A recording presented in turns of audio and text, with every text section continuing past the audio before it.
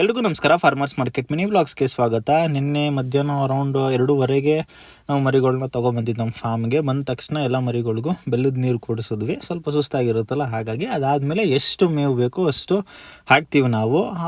ಒಂದು 9 ಗಂಟೆ ತನಕ ಹಾಕ್ತೀವಿ. ಆಮೇಲೆ ನೀರು ಮೇವು ತೆಗೆದುಬಿಡ್ತೀವಿ. ಏನಕ್ಕಂತ ಹೇಳಿದ್ರೆ ನೆಕ್ಸ್ಟ್ ಡೇ ನಾವು ಡಿವರ್ಮಿಂಗ್ ಮಾಡಬೇಕು. ಹಾಗಾಗಿ ಸೊ ಏನು ಡಿವರ್ಮಿಂಗ್ ಅಂತ ಹೇಳಿದ್ರೆ ನಾವು ಕ್ಲೋಸೆಂಟ್ರಲ್ ಸಾಲ್ಟದು ಯೂಸ್ ಮಾಡೋದು. ಎಷ್ಟೇ ಮೇಲೆಲ್ಲ ನೀವು ಡಾಕ್ಟ್ರನ್ನ ಕನ್ಸಲ್ಟ್ ಮಾಡ್ಕೊಳ್ಳಿ. ನೀವು ಈ ಬ್ಯಾಚಲ್ಲಿ ನಾವು ಬೆಲ್ಲ ಕೊಟ್ಟಿಲ್ಲ ನಾವು ಡಿವರ್ಮಿಂಗ್ ಮಾಡೋಕ್ಕಿಂತ ಮುಂಚೆ.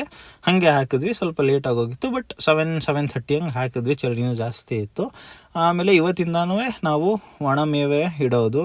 ಕಾನ್ಸಂಟ್ರೇಟ್ನ ಫೀಡ್ನ ಹಾಕಲ್ಲ. ಏನಕ್ಕಂತ ಹೇಳಿದ್ರೆ ನೆಕ್ಸ್ಟ್ ಡೇ ವ್ಯಾಕ್ಸಿನ್ ಕೊಟ್ಟು ಅದಾದಮೇಲೆ 3rd ಡೇಯಿಂದ ನಾವು ಕಾನ್ಸಂಟ್ರೇಟ್ ಫೀಡನ್ನ ಶುರು ಮಾಡ್ಕೊಳ್ಳೋದು. ಸೊ ಎಷ್ಟು ಒಣಮೇವು ತಿನ್ನುತ್ತೆ 2 ದಿವಸದಲ್ಲೇ ಎಷ್ಟು ಪ್ರಯತ್ನ ಪಡ್ತೀವಿ ತಿನ್ಸೋಕ್ಕೆ.